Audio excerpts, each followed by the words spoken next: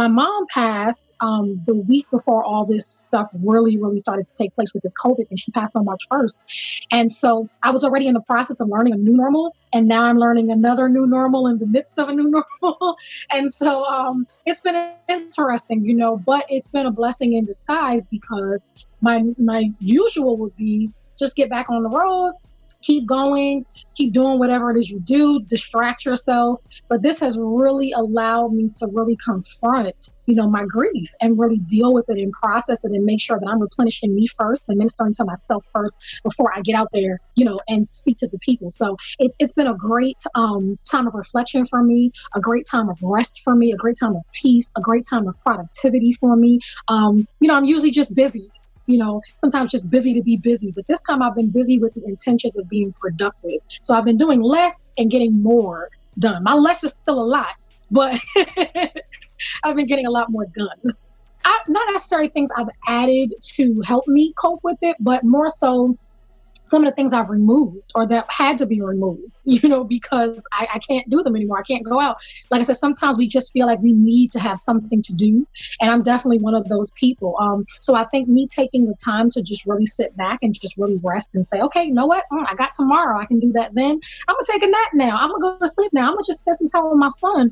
You know, I have a 9-year-old son. So just being able to put a pause on some things and say, it's not urgent for me to get that done right now, because as long as I keep having life, I have tomorrow. I can get this done tomorrow. So my schedule has kind of been set to the side a little bit. Again, it's still a little crazy, you know, when you're pushing music and, you know, now a homeschool teacher for my son. I'm also a student. I'm back in school for my neuro-linguistic programming certification. So it's a lot, but I'll definitely say I just simply changed my perspective on it rather than to feel like it's happening to me and, oh my gosh, we're stuck in the house. I just, you know, said, okay, you know what? This is a gift of time that I've asked for so many times. I just wish the day could be longer. I just wish there were more hours. I wish there was more time. I now have that. We all have that. So I think if you can take a moment and step back and just really change your perception of it, and think about it as, I now have this gift that I probably will never get again, may not even want again, but you have this time now to take all of the risks that you didn't want to take before, to try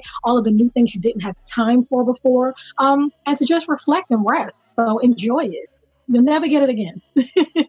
My grandmother was an opera singer. So when we were younger, singing or playing an instrument or whatever was not an option. You know, if you didn't know how to do both, you was going to do one or the other.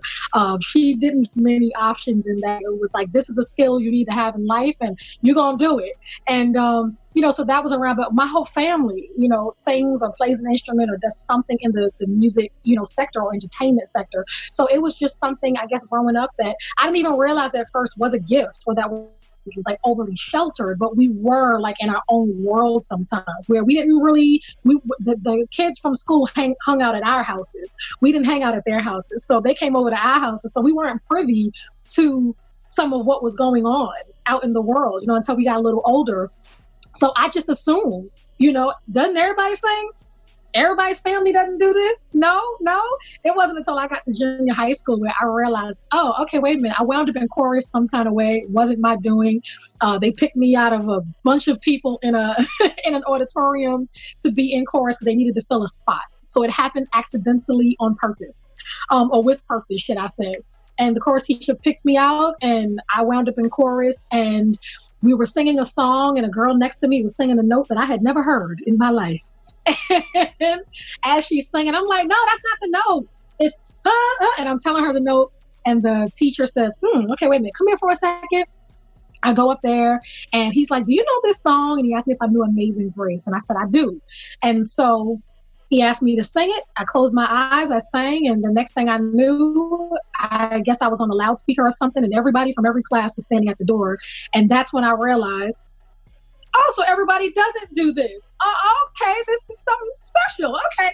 Still, I didn't want to be a singer, but I did realize that there was something powerful about music and the messaging and how it moves people and changes their whole mood and thinking. But yeah, I still was like, no, I'm good. None for me, thanks. I don't need that. It wasn't probably until I went to Sunday Best that I really realized. There was a guy that he was a fan of mine. I guess he saw the show, and he found that I was coming to his city for a concert.